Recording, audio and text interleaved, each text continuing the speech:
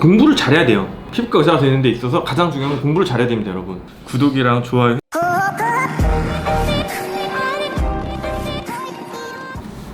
공부 잘 하는 법. 공부의 신 김성태 그분 그분만 해도 그분도 하시는 안 하잖아요. 강성태. 강성태. 이분도 공부 되게 잘하셨는데 의대는 아니더라고요, 보니까. 그래서 뭐 공부 잘하는 방법 있죠. 뭐 네 가지 방법 이런 걸 보세요. 소맞춤 다 보시는데 뭐 서울대 치대 87학번 언니는 아니죠. 87학번이면은 거의, 네. 어머님이시죠. 네.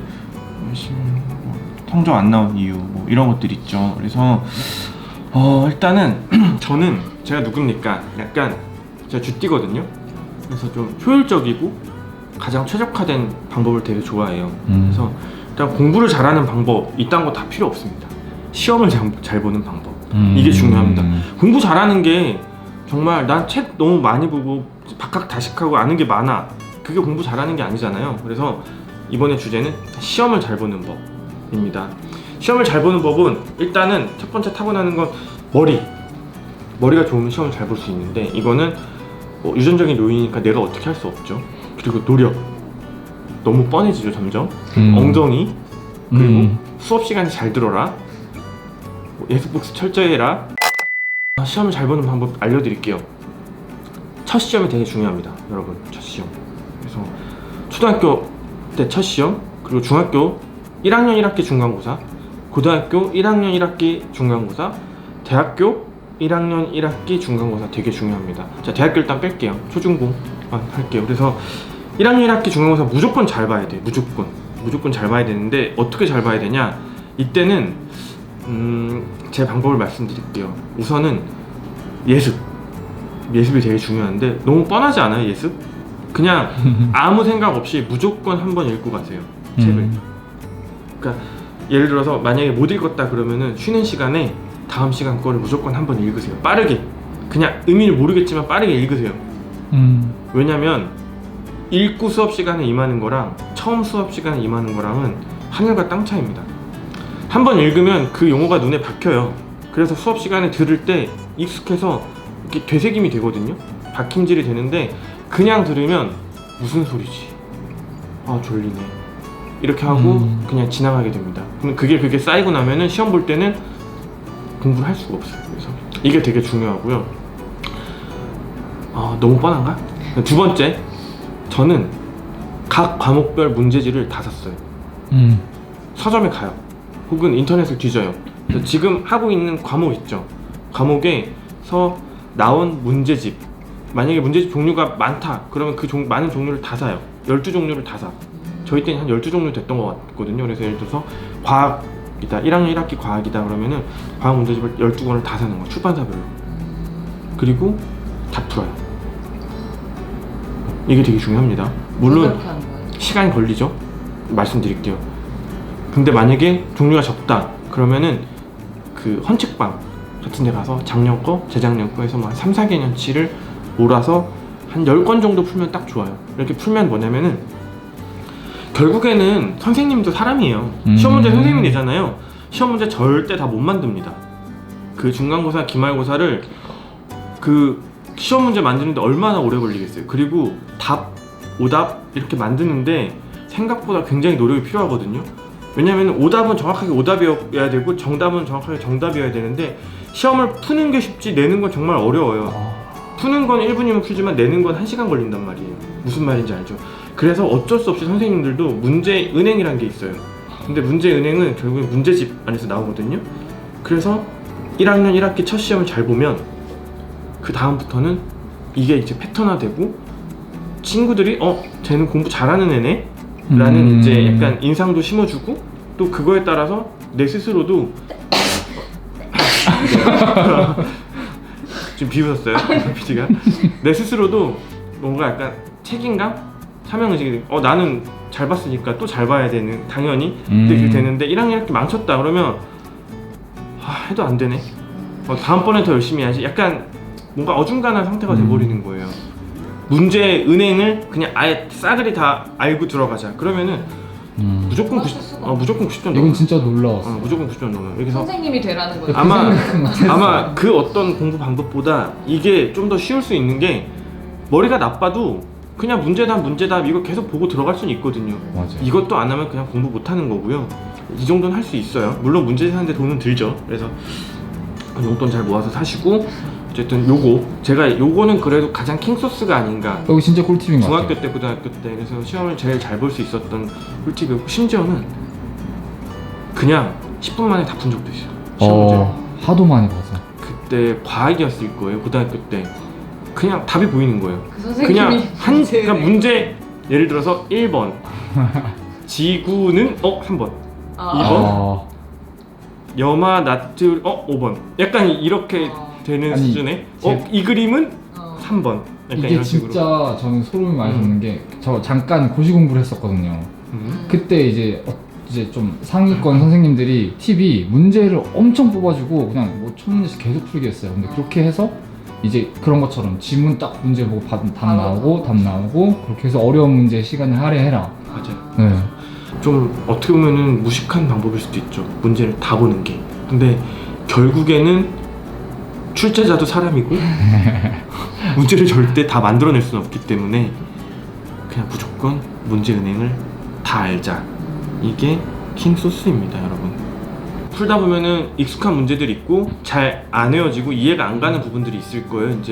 그러면 이제 거기서 이제 두 번째 팁이 나옵니다. 그래서 멘토를 구해라. 그래서 무조건 멘토는 구해야 돼요, 여러분. 그러니까 공부는 스스로 깨칠 수 있는 사람은 크게 많지 않습니다. 저도 마찬가지였고요. 그래서 물론 이해력이 정말 좋은 사람은 혼자서도 따따다다닥 할 수 있겠지만은 시간이 오래 걸리고 비효율적이에요. 그래서 멘토를 구하세요. 학원 선생님이 될 수도 있는데 전 학원은 싫었어요. 왜냐면 배운 거 저녁에 또 배워? 그 시간에 쉬고 잠을 자거나 책을 보지. 왜 또 학원에 가서 어차피 이 알아야 될 범위는 똑같아요. 결국에는 우리가 중학교 때 고등학교 때 물론 심화 과정으로 뭐 대학교까지 뭐 갖다 붙이겠다면 어쩔 수 없지만 공부해야 될 양 어떤 범위는 정해져 있단 말이에요. 근데 이거를 수업 시간에 하면 될 건데 학원에 가서 또 해? 굉장히 낭비죠. 시간적으로 그리고 체력적으로도 굉장히 낭비고 정서적으로도 전 학원이라고 하면 되게 우울한 느낌밖에 안 들어요. 지금도 마찬가지로 대치동 가면 차를 쫙 서 있는데 저게 무슨 도움이 될까? 그 시간에 집 가서 발 닦고 TV 좀 보다가 엄마가 해준 밥 맛있게 먹고 과일 먹고 들어가서 복습 한번 그냥 딱 깔끔하게 하고 자는 게 훨씬 더 건강에도 좋고 장기적으로 좋을 텐데 이런 생각을 많이 하고요. 과외는 달라요. 과외는 정말 자기가 좀 부족했던 과목이나 좀 이해 안 되는 부분은 좋은 스승을 만나면 약간 되게 행복해집니다. 그 배움의 기쁨이란 걸 알게 돼요. 그래서 이게 이렇게 풀리는구나. 수학 뭐 이렇게 공식 5번 쓸 거를 한두 번 만에 풀린다던가 이런 것들 좀 배우면 좋죠. 근데 이제 과외는 돈이 많이 드니까 모르면 친구한테라도 저는 물어봤어요. 혹은 뭐 동생한테도 물어보고.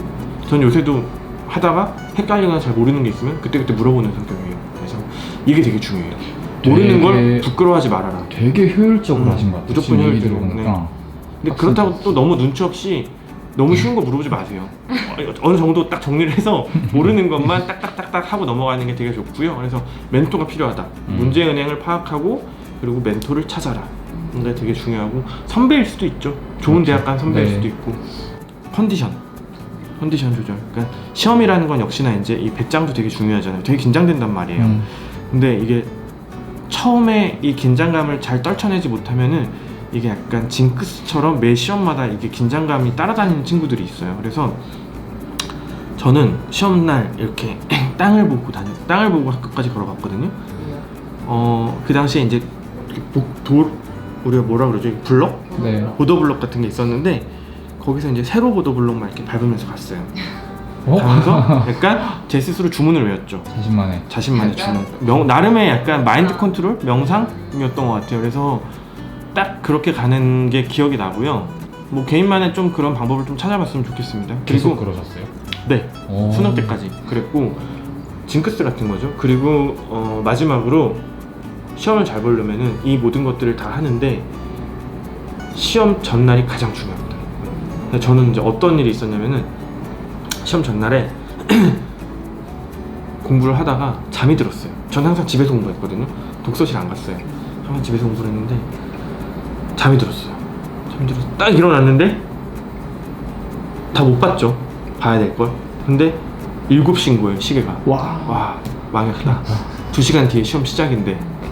그래가지고 그때 눈을 뜨자마자 보통 자다 일어나면 엄청 피곤하잖아요. 근데 여기서부터 여기까지 전기가 쫙 오더라고요. 아뿔싸. 아플싸 하면서. 그러면서 2시간 동안에 남아있는 양을 정말 딸딸 외웠어요. 표집중. 진짜 제 인생에 그렇게 했던 적이 있나 싶을 정도. 왜냐면 지금도 기억나니까 중학교 때 그 기억이. 그래갖고 책이 이만큼 있으면은 그거를 그냥 계속 사진을 찍었어요. 하고 한 8시 한 45분쯤 나갔어요. 학교 가까웠거든요. 시험 빨리 이제 5분 만에 달려가야지 하고 45분 나갔는데 엄마가 저녁 먹으라고 그러더라고요.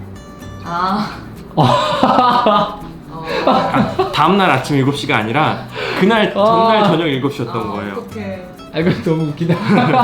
그래서 저녁 먹고 TV 보고 놀았어요. 갑자기 마음이 막 편했죠. 시간 많다. 편했죠. 그리고 시험도 엄청 잘 봤어요. 그래서 느낀 건데 전날에 집중을 얼마나 하느냐가 정말 중요합니다. 그리고 흔히 벼락치기라고 그러잖아요. 제 별명은 토네이도였어요.